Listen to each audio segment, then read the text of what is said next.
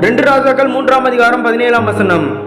நீங்கள் காற்றையும் காண மாட்டீர்கள், மலையையும் காண மாட்டீர்கள், ஆனாலும் நீங்களும் உங்கள் ஆடு மாடுகளும் உங்கள் மிருக ஜீவன்களும் குடிக்கும்படிக்கு இந்த பள்ளத்தாக்கு தண்ணீரால் நிரப்பப்படும் என்று கர்த்தர் சொல்லுகிறார். 2 Kings chapter 3 verse 17. For this is what the Lord says, you will see neither wind nor rain, yet this valley will be filled with water, and you, your cattle and your other animals will drink. Amen.